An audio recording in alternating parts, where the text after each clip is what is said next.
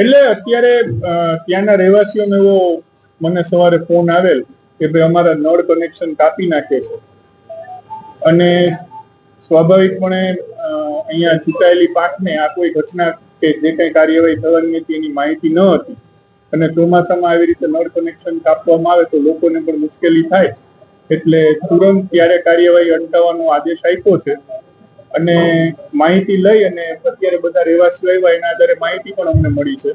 અમારા ત્યાંના ચૂંટાયેલા કોર્પોરેટરોએ પણ માહિતી આપી છે. એટલે એકચ્યુઅલમાં પ્રોપર્ટી ગુજરાત હાઉસિંગ બોર્ડની છે. કોર્પોરેશનને પ્રોપર્ટીના સ્ટ્રક્ચર સાથે સીધો કોઈ લેના દેના છે નહીં, પરંતુ નબળા બાંધકામને લીધે કોઈ જાનહાનિ ન થાય આ માટેનો જે વિષય છે એની તકેદારી લેવી જરૂરી છે.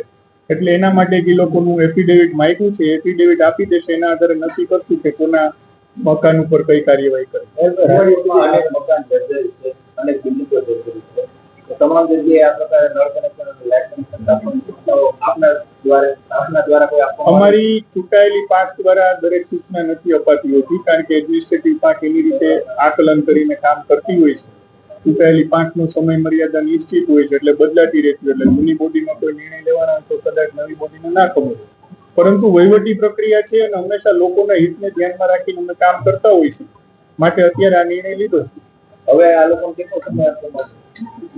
એ લોકોએ દિવાળી સુધીનો માંગ્યો છે, 3 મહિનાનો 4 મહિનાનો, તો સ્વાભાવિક છે રિપેરિંગ કરવામાં એટલો જાય, પરંતુ સૌથી અમારે સુનિશ્ચિત એ કરવાનું છે કે કોઈને કઈ ઈજા ન થાય કે જાનહાનિ ન થાય, એ સુનિશ્ચિત કરીને જે કઈ નિર્ણય લેવાના છે ને અધિકારીઓને કોઈ આલોચના આપો કે ચોમાસા દરમિયાન મકાન પાડવાના છે.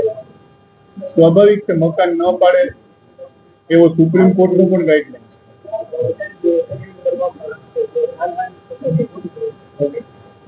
એફિડેવિટ ધારકની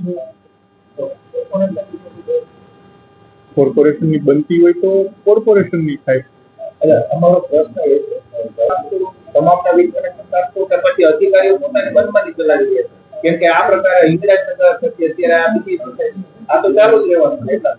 પ્રી મોન્સૂન કાર્યવાહીમાં એક ભયજનક જે ઢાંચો હોય છે એને પાળવાની એક ગવર્મેન્ટની ગાઈડલાઈન છે કે જેને લીધે લોકોને જાનહાનિ ન થાય, કારણ કે વરસાદ પડે તો એ પાણી પાયામાં ઘૂસે કે બીજું ટેકનિકલ ફોલ્ટ આવે તો મકાન આપોઆપ ધસી જતો હોય છે. આની જે ગાઈડલાઈન છે એના અનુસાર જ કોર્પોરેશનના કર્મચારીઓ કાર્યવાહી કરતા હોય છે. ગાઈડલાઈન વિરુદ્ધની કોઈ કાર્યવાહી કરી હોય એવું ધ્યાનમાં આવેલ નથી.